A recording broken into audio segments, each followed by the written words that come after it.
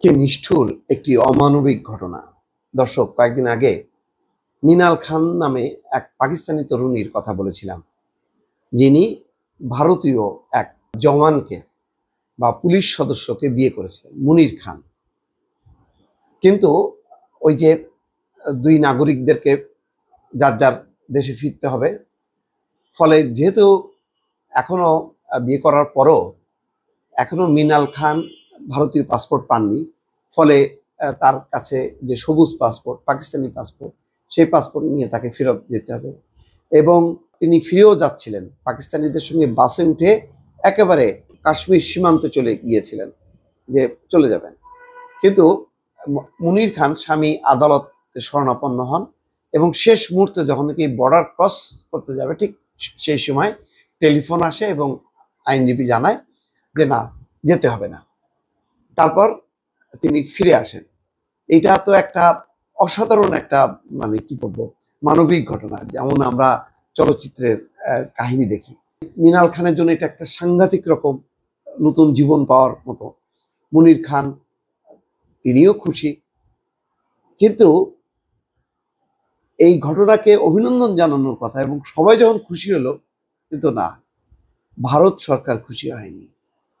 এখন এই মুনির খানকে চাকরিচ্যুত করেছে এই বাহিনী পক্ষ থেকে, তাকে বরখাস্ত করা হয়েছে, বহিষ্কার করা হয়েছে। অভিযোগ হচ্ছে এই যে বিয়ের তথ্য নাকি গোপন রেখেছে। মানে মুনির খান যে বিয়ে করেছে মিনাল খানকে, এই তথ্য সে পুলিশের সদর দপ্তরকে জানায়নি। মুনির খান বলছে যে আমি রীতিমতো আমার ডিপার্টমেন্টের অনুমতি নিয়ে আমি বিয়ে করেছি। এখন বলছে যে না, স্বল্প মেয়াদের ভিসা ছিল, ভিসার মেয়াদ শেষ হয়ে গেছে, তারপরেও তার স্ত্রী মিনাল খানকে সে ভারতে রেখেছে এবং এটা নাকি ভারতের জাতীয় নিরাপত্তার হুমকির মুখে।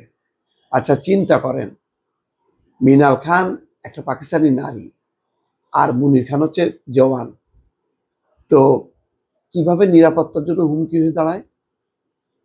এটা কোনো কথা? বরং এইটা একটা কংগ্রাচুলেট করার কথা। এটা তো মানবীর যেই প্রেম ভালোবাসা, তার একটা স্বীকৃতি দেওয়া উচিত ছিল। স্বীকৃতি না দিয়ে এখন তাকে চাকরিচ্যুত করল। এখানে বলা হচ্ছে যে পাকিস্তানি এক তরুণীকে বিয়ে করার পর বিয়ের তথ্য গোপন করার অভিযোগে বরখাস্ত হয়েছেন ভারতের কেন্দ্রীয় রিজার্ভ পুলিশ ফোর্সের জওয়ান মুনির আহমেদ। শনিবার তিনি বরখাস্ত হন। বরখাস্ত হওয়ার কয়েক ঘন্টা পর মুনির আহমেদ জানান তিনি সদর দপ্তরের অনুমতি পাওয়ার প্রায় 1 মাস পর বিয়ে করেছিলেন। বিষয়টি নিয়ে তিনি আদালতে যাবেন। খবর এনডিটিভি। দেখেন কত অমানবিক আচরণ। তিনি সমস্ত নিয়ম কানুন মেনে অনুমতি নিয়ে বিয়ে করেছেন, সেই বিয়ের এখন বাদ সাধলো এবং আদালত যেহেতু ওই মিনাল খানকে ফিরে আনলো, সম্ভবত ক্ষুব্ধ হয়ে ভারত সরকার মুনির খানের চাকরিটা খেয়ে দিল। মুনির আহমেদ জম্মুর ঘারোটা এলাকার বাসিন্দা। মুনির আহমেদ 17 সালে পুলিশে যোগ দেয়। বরখাস্ত হওয়ার ঘটনায় আইনি লড়াই যাবেন বলে জানিয়েছেন। মুনির বলেন, আমি আদালতে যাব এবং ন্যায় বিচার পাবো বলে আশাবাদী।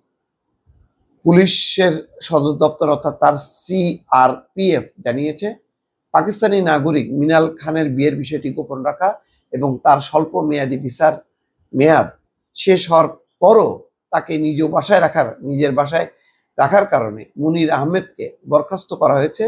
সংস্থাটির দাবি এই কাজ জাতীয় নিরাপত্তার জন্য হুমকি। নিজের স্ত্রীকে ঘরে রাখা, বাসায় রাখা, এটা নাকি নিরাপত্তার জন্য হুমকি।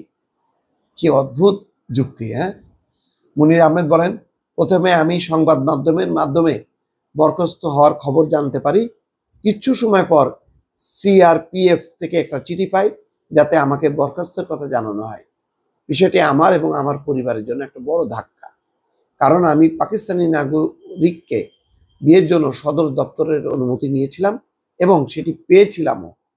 ভারত নিয়ন্ত্রিত কাশ্মীরে পেহেলগামে এক হামলায় যেই ঘটনা ঘটে, তারপর পরস্পরের নাগরিককে যে দেশে ফেরত পাঠানোর নির্দেশ আসে, তারপরে এই ঘটনাটা সামনে আসে।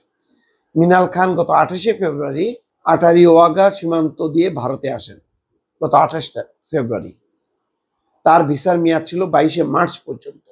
তবে আদালত শেষ মুহূর্তে তাকে দেশে ফেরত পাঠানোর সিদ্ধান্ত স্থগিত করে। বর্তমানে তিনি জম্মুতে তার স্বামীর বাসায় আছেন। হায় রে, প্রেম ভালোবাসা বিয়ে বিচ্ছেদ, এই দুই দেশের যুদ্ধ পরিস্থিতি কিভাবে দেখেন, মানে বিপর্যয় নিয়ে আসছে। মুনির খান বলছেন 2022 সালের 31শে ডিসেম্বর প্রথমে তিনি পাকিস্তানি নাগরিককে বিয়ের ইচ্ছার কথা কর্তৃপক্ষকে জানান। তখন তাকে পাসপোর্ট, বিয়ের কার্ড, হলফনামার অনুলিপি জমা দিতে বলা হয়। তিনি বলেন, আমি আমার নিজস্ব হলফনামা ছাড়াও বাবা মা, গ্রামের সরপঞ্চ এবং জেলা উন্নয়ন পরিষদের সদস্যদেরও হলফনামা যথাযথ চ্যানেলের মাধ্যমে জমা দিই। 2024 সালে 30 এপ্রিল সদর দপ্তর থেকে অনুমোদন পাই। তিনি বলেন, তিনি অনাপত্তিপত্র চেয়ে আবেদন করেছিলেন, তবে তাকে জানানো হয় এমন কোনো আলাদা বিধান নেই এবং সরকারকে অবহিত করেই বিদেশি নাগরিককে বিয়ে করার প্রয়োজনীয় অনুমতি তিনি নেন। মুনির বলেন যে 2023 সালের 24শে মে আমি ভিডিও কলে বিয়ে করি। পরে আমি আমার কর্মস্থল 72 ব্যাটালিয়নে বিয়ের ছবি, নিকানামা এবং বিবাহ সনদ জমা দিই। এই জওয়ান বলেন, 28শে ফেব্রুয়ারি যখন তিনি প্রথমে 15 দিনের ভিসায় ভারতে আসেন, তখনই আমরা দীর্ঘমেয়াদী ভিসার আবেদন করি, ইন্টারভিউ সহ প্রয়োজনীয় সব প্রক্রিয়াও শেষ করি। তিনি জানান, আদালত গত বুধবার তার স্ত্রীর বহিষ্কারাদেশের আদেশ স্থগিত করে। তাহলে আদেশ মেনে নিছে যে স্বল্প মেয়াদী হলেও, যেহেতু তার স্ত্রী ভারতীয় নাগরিকের স্ত্রী, তো সুতরাং আদালত সব বুঝেই তো স্থগিত দিছে। যদি না বুঝতো তাহলে তো বলতো যে না, সে পাকিস্তানি নাগরিক, সে থাকতে পারবে না। ছুটি শেষে মুনির আহমেদ কর্মস্থলে ফিরে গেলে তাকে 25শে মার্চ সুন্দরবানি ব্যাটালিয়ন সদর দপ্তরে রিপোর্ট করতে বলা হয়, কিন্তু 27শে মার্চ তার বদলির আদেশ আসে। তিনি অভিযোগ করেন তাকে সময় না দিয়েই বদলির আদেশ কার্যকর করা হয় এবং সঙ্গে সঙ্গে তাকে দায়িত্ব থেকে অব্যাহতি দেওয়া হয়। আসলে দেখেন কত অন্যায় একটা কাজ করলো ভারত সরকার। ভালো থাকবেন, আল্লাহ হাফেজ।